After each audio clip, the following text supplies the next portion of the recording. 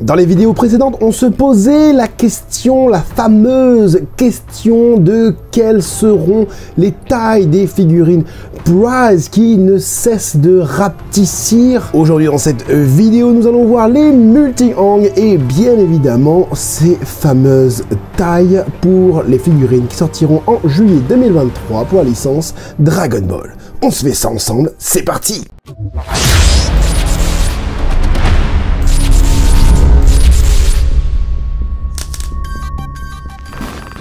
Hey, salut tout le monde, c'est Francis Stark et bienvenue sur ma chaîne là où passionné rime avec qualité. On ne tarde pas, on y va. C'est parti, la première figurine, je parle de qualité, mais la première photo, c'est pas de la qualité. On est sur de la GX Materia de Ten Shin Han. Ouais, comme vous pouvez le voir, on n'a pas une très bonne qualité, hein. C'est pas du HD, mais bon, on voit quand même la figurine en grand. Voilà, ce que j'avais reproché pour cette figurine, c'était au niveau des proportions, surtout des jambes, hein. Bon, je suis apparemment l'un des seuls à penser ça, il y en a qui pensent aussi la même chose que moi, mais on est très peu à le penser. En tout cas, dans les commentaires que j'ai sous ma précédente vidéo. Bon, là, on est sur une photo photoshopée, avec de la lumière bien placée et tout, hein. C'est comme moi, hein. Si à un moment donné, j'éteins ma lumière, je suis moins bien que si je l'allume, hein, voilà. Donc là, on a la lumière qui vient d'en bas, qui éclaire le Ten Shin Han entre ses doigts, etc.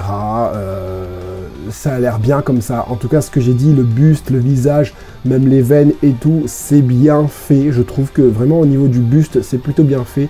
Un peu moins au niveau de la modélisation du t-shirt, hein, mais ça va. Par contre, concernant, voilà, on arrive sur des photos un peu plus clean, entre guillemets.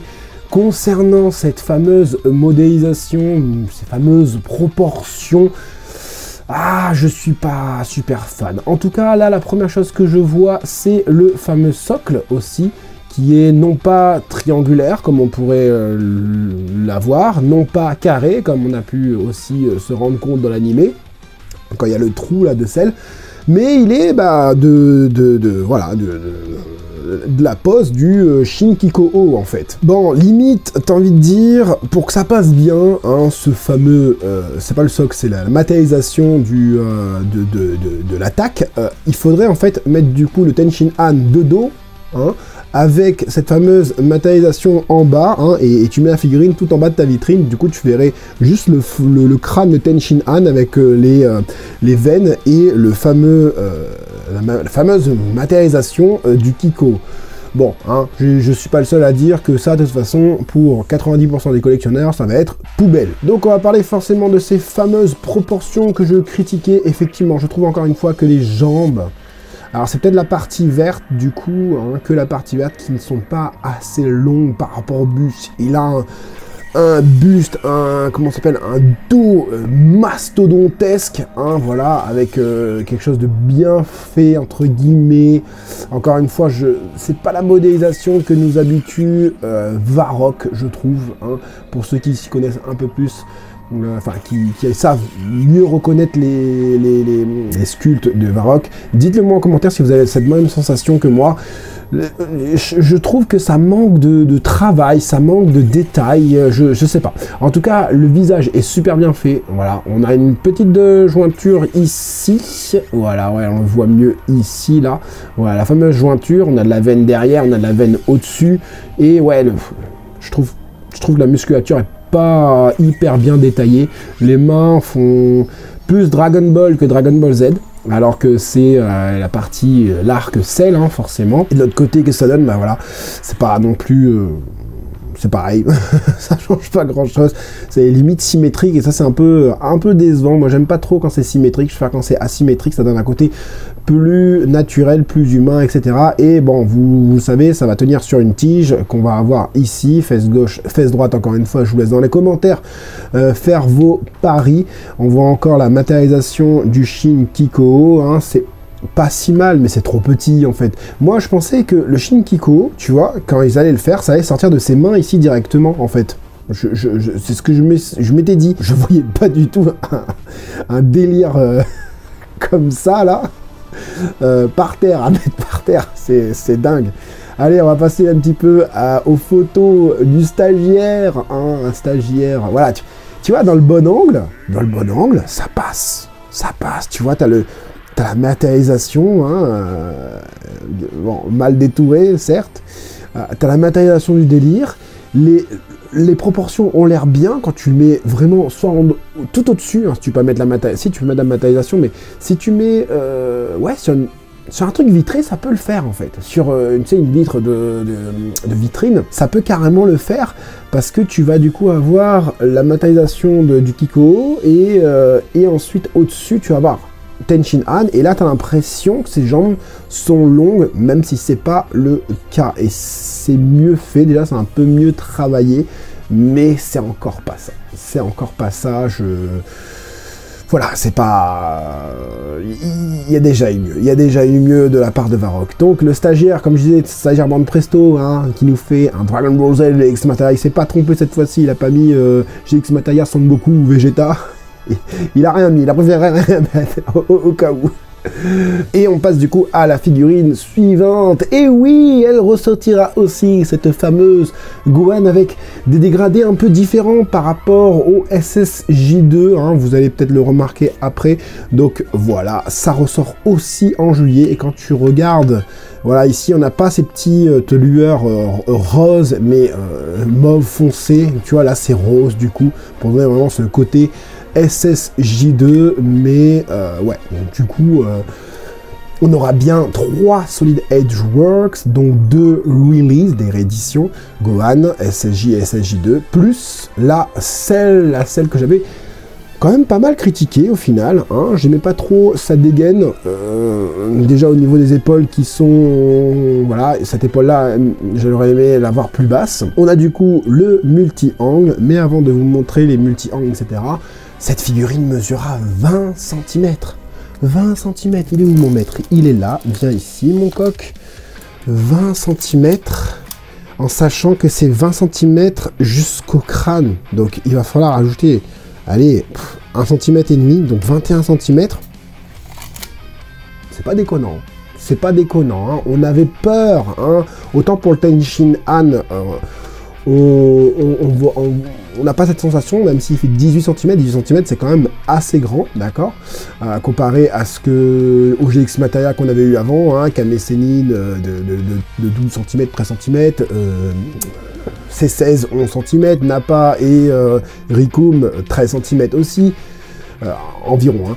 Et là, la GX Materia de Ten-Shin Han, on est sur les 18 cm. Donc rendez-vous un petit peu compte, on revient sur quelque chose de plus décent en termes de taille. Est-ce que c'est parce qu'il y a moins de travail aussi, il y a moins de choses à mettre, hein, la matérialisation, les muscles, etc. Peut-être qu'il y a moins de moitière aussi à mettre pour la Ten-Shin Han. Mais en tout cas, Ten-Shin Han 18 cm et celle du coup 20 cm, donc ça c'est un visuel qu'on avait déjà vu, mais non, là on le voit pas, hein. On le voit pas, hein. Là où je vais en venir, vous allez voir tout à l'heure, on le voit pas forcément, hein. C'est difficile à comprendre, hein. Voilà, je pense que vous avez compris de quoi je parle, mais j'en parlerai juste après. Alors je vais toujours la comparer par rapport à la Master Lease, c'est simple, je vais la comparer par rapport à la Master Lease, puisque c'est la référence que j'ai, et la Master Lease c'est vraiment la figurine de luxe. D'accord, donc j'avais raison, on avait de la texture sur les parties vertes, mais on a aussi la texture sur l'extérieur des ailes, sur l'arrière des ailes, et je comprends pas parce que normalement ça devrait être lisse. C'est l'idée que je me fais, je l'imagine lisse, sur la Master Lease c'est lisse, donc après pourquoi pas, même sur la partie carapace, hein, je la voyais aussi lisse, et par contre ce que je comprends pas, c'est l'espèce de bleu-violet qu'on a autour des ailes. Dites-le moi en commentaire, j'ai pas cette sensation que ce soit accurate, que ce soit fidèle par rapport à l'anime, parce que c'est souvent basé à l'anime, hein, ces choses-là, hein, les figurines sont plutôt basées sur l'anime. L'aiguillon est légèrement texturé, mais c'est pas hyper bien fait. Et voilà, là où je voulais en venir, c'était quoi? C'était les fameux éclats que l'on a sur toute la figurine. Alors à certains endroits, on voit très très bien que c'est en relief. Genre ici, on le voit bien, d'accord. Et quand on arrive sur le casque, on le voit un peu moins, d'accord. Là aussi, on n'a vraiment pas cette sensation que c'est en relief. Est-ce que j'ai la sensation qu'il marche, le petit sel, enfin le grand sel? On aurait pu faire mieux. On aurait pu faire mieux. Ouais, j'ai pas l'impression qu'il marche. J'ai pas l'impression. Là j'ai l'impression qu'il s'est arrêté en cours de chemin. C'est pareil. Au niveau des jambes, je trouve que ça manque légèrement de longueur. Après, voilà. Hein. Et je trouve aussi au niveau de la pose, ça fait un petit peu défilé de mode. Défilé de mode. Tout, je marche. Et alors que celle, normalement, il marche en mode un peu crapu, tu vois. Quoique ça dépend de l'angle. Là, ça va. Hein. Là, franchement, ça, par contre, waouh. Il a un coup de mastodonte là. Alors je sais pas s'ils ont voulu modéliser les trapèzes ou quoi, mais waouh, il a un énorme coup. Après, je trouve que la modélisation du corps est pas mal du tout. La modélisation, pas forcément la pose, mais la modélisation du corps, je trouve, on a vraiment cet aspect un peu anguleux, cet aspect un peu insecte, carapace. Et c'est vraiment pas mal, je trouve. Ça va. Et au niveau du visage, du coup, sur les autres angles, c'est pareil. Hein, je trouve encore les yeux beaucoup trop larges. Par rapport à la Master Lease, pardon. Je trouve les yeux beaucoup trop larges. Encore, tu vois, même là, je trouve que c'est trop large au niveau des yeux. J'ai ça, bon, ça, mauvaise qualité, ok, super, génial. Et j'ai ça, du coup. Ouais, j'aurais aimé un regard un peu différent. Je trouve qu'il a trop le regard de Saiyan, là, Saiyan SSJ3 limite, que le regard de Cell, tout simplement. Et on voit bien, encore une fois, les parties en relief, puisque là, tu as la lumière qui vient sur le côté, enfin des deux côtés, gauche et droite. Donc on a une belle lumière ici, on a une petite lumière ici qui vient de derrière, une lumière qui vient de devant, mais sur le côté. On voit bien avec le reflet ici. Et ça, c'est pareil, c'est texturé, hein. Je vais essayer de remettre après. Là aussi, c'est texturé, du coup, et on voit bien les reliefs sur tous les éclats. Et rien que pour ça, franchement, elle en vaut la peine. Franchement, elle en vaut vraiment la peine. Allez, ensuite, pour de la Matchmakers. Les Matchmakers, c'est toujours deux figurines qui sont en duo, en versus surtout. Et là, on a du Goku. Alors moi, j'étais extrêmement bien surpris par la réalisation. Hein. J'ai parlé des pieds un peu petits. On va voir ça sous les autres angles. Pardon.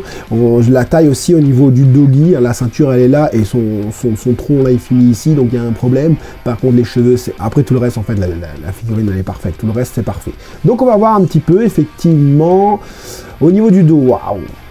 Bon, on a la jointure ici, mais ça c'est typique de modélisation. Les mains, ça va. Bon, en sachant que tu vas pas la mettre comme ça, bon, il y a quand même un truc bizarre un petit peu avec la main là. Ça fait un petit peu, j'ai l'impression qu'il y a que 4 doigts lui. Voilà, la chevelure est extraordinaire, le dos est extraordinaire, regardez tous les égratignures, les impacts, les damages et tout, la musculature, franchement, il a un dos de mastodonte, franchement excellent. Les pieds me paraissent encore un peu petits sur cet angle, on va voir sous d'autres angles, hein. Ouais, quoique, après, je trouve que peut-être qu'ils sont petits parce que justement, il a un corps un peu démesuré, hein. En tout cas, le sculpteur, je sais pas c'est qui, mais quand tu le regardes comme ça, c'est magnifique. C'est magnifique, hein. Je vais essayer de pas mettre ma tête devant.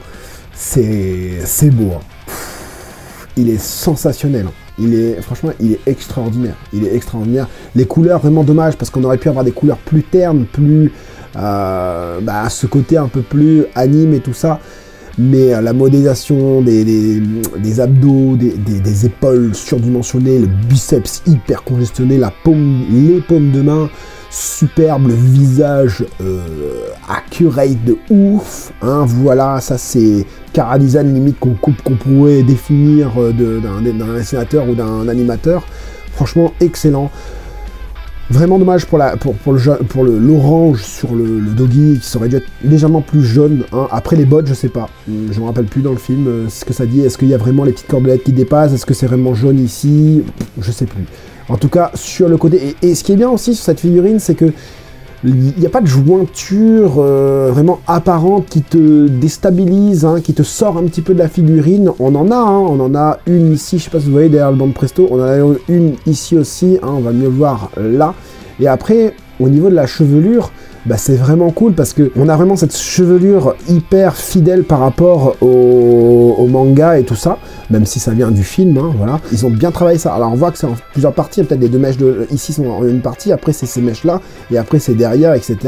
Mais c'est bien fait, bien agencé, etc. Au niveau du doggy, je pense que ce sera à voir en vrai, hein, parce que là, au final, ça fait ça descend là. Ici, la ceinture, j'aurais vu la ceinture un petit peu plus serrée quand même. Bon, après, c'est pas forcément dérangeant. Regardez-moi avec les photos du stagiaire, ça tue. Ça... Oh là là là là, elle est belle. Hein. Oh là là, elle est vraiment belle. Elle est giga belle. Ah là là là, un monstre. Franchement, un monstre. Et avec, voilà, avec des bons dégradés, ça aurait été bien. Regarde. Là, en plus, ils te mettent de la lumière. Je sais pas s'ils ont mis une lumière blanche ou quoi. Alors, ça serait bien qu'avec la lumière, ça se dégrade. Enfin, ça se dégrade. Il y a une imitation de brush. Mais tu vois, là, franchement, c'est nickel. Tu as du jaune orangé qui part sur du orange. Alors, je sais pas si ça a été retravaillé sur Photoshop. Mais voilà, c'est ça qu'il nous faut. C'est un dégradé comme ça, tu vois. Mais un dégradé réellement peint. Tu vois, ça aurait été bien. Ils ont mis une petite lumière derrière pour vraiment montrer le côté hyper congestionné du bougre. Franchement, ça tue. Et là, du coup, bah, c'est pareil. Hein, voilà, on aurait aimé avoir ce genre de dégradé. Hein. Voilà, hein, au niveau du pantalon, au niveau du corps et tout ça. Franchement, elle est superbe. Hein. Elle est superbe cette figurine. Et pour aller avec forcément bah, le couleur, le choix de cette teinte là, mauve, j'ai regardé un petit peu le film du coup. Effectivement il y a ces deux couleurs en fait dans le film. Il y a la couleur que je vous avais montré un petit peu, un peu plus, enfin là c'est violet, et la couleur que je vous avais montré, que j'aurais aimé c'était du mauve du coup, donc légèrement plus rose. Et ben en fait dans le film il y a les deux en fait. Il y a vraiment les deux, et des fois c'est un peu rose, des fois c'est un peu rose, des fois c'est un peu mauve, des fois c'est un peu violet, donc ça va. Alors, cette figurine mesure 17 cm, le Goku je vous l'ai pas dit, il mesure 14 cm, et pour du 17 cm avec une figurine dynamique comme ça, c'est très bien, c'est très bien, et ça me semble raisonnable. Par rapport à ce qu'ils ont fait avant, où c'était complètement pas raisonnable du tout. Là, on est vraiment sur une figurine, voilà, regardez-moi ça, avec une modélisation qui est top. Qui est top de chez top, la queue bien congestionnée, avec de légères textures dessus, les papates pas papatées, bien faites. Voilà, regardez la modélisation au niveau des muscles, très anguleux. Encore une fois, c'est comme le Goku, on sent vraiment ce côté très DBZ. La main, elle est hyper bien faite. Hyper bien faite. Génial, génial. Regardez sur le côté et on ressent vraiment la dynamique. Comme quoi, il se tend pour envoyer sa Death Ball. Enfin, hein, pour les collectionneurs hein, qui ne pouvaient pas ou qui n'ont pas pu, tout simplement, comme moi, je n'ai pas pu, acheter une figurine de couleur. Enfin, une figurine abordable tout simplement. Et voilà, dans ma précédente vidéo, il y a une jointure là. Il y a une jointure là au niveau de la queue. Ok.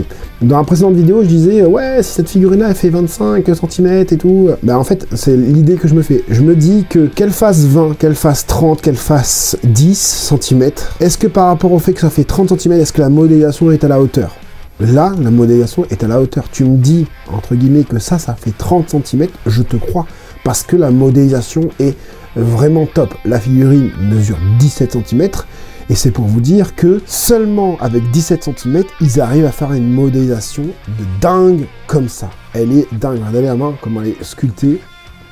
Elle est dingue. Franchement, elle est hyper dingue. Allez, le petit, encore une fois, le stagiaire qui nous propose sa version Death Ball, avec le soleil plutôt, on dirait, avec le côté orange. Et tu vois, là, c'est quoi la couleur, là? C'est mauve, frère, c'est mauve. C'est mauve, c'est légèrement rosé, donc tu vois... Comme quoi, j'ai pas forcément tort. Et, bon, il est un peu doré au niveau de sa partie carapace. Mais bah, c'est top. Et regarde. Là, regarde-moi ça. Regarde-moi ça. Voilà. Tu mets une bonne LED là, au bon endroit, là-haut. Là. Il est magnifique. J'avais critiqué le visage. Et au final, le visage, il est bien. Il est bien, regarde. Ça a ce côté un peu Gundam, un petit peu aussi, là. Un petit peu mecha. Franchement, et ça a ce côté très fidèle. Voilà les amis, pour les figurines qui sortiront en juillet 2024 pour la licence Dragon Ball. Ben, avec les multi-angles, j'ai envie de te dire, on a que du bon. On a que du bon. Il y a des petits défauts ici et là, mais par rapport à ce qui a été fait précédemment, on est vraiment dans le haut du panier, je trouve, par rapport à Dragon Ball, par rapport à ce qui se fait. Juillet, d'accord, vraiment top. J'ai hâte de voir les figurines d'octobre avec Daima qui va sortir. Qui va relancer un petit peu le merchandising de Dragon Ball en termes de figurines. En tout cas, je l'espère. Voilà, si je devais choisir des figurines dans ce lot, bah, ce serait clairement la couleur et la Goku qui sont incroyables pour des prizes en tout cas. Ça manque de brush, il y a des petits défauts ici et là, on est d'accord, par rapport aux autres fabricants comme Taito ou Sega. Ah, il y a encore du level entre les deux, il y a encore un fossé, mais on a du couleur abordable, on a du Goku ultra fidèle en termes de chevelure. Voilà, on a du Tenshinhan aussi abordable, et on a du Cell aussi abordable du coup. Donc vraiment pour ceux qui ont raté les Ichiban Kuji, etc., bah voilà, faites-vous plaisir, en plus de ça, t'as un Goku en plus. Voilà, j'espère que cette vidéo t'a été utile. Si c'est le cas, je t'invite à mettre le gros like comme d'habitude pour me soutenir. Plus, tu peux faire un super thanks avant que la première elle finisse, ou tout simplement t'abonner en tant que mastodonte et tu auras les vidéos en avance. J'espère en tout cas que cette petite vidéo vous aura plu et vous aura aidé, vous, les collectionneurs, à faire votre futur choix. C'était Franzy Stark, à la prochaine. Ah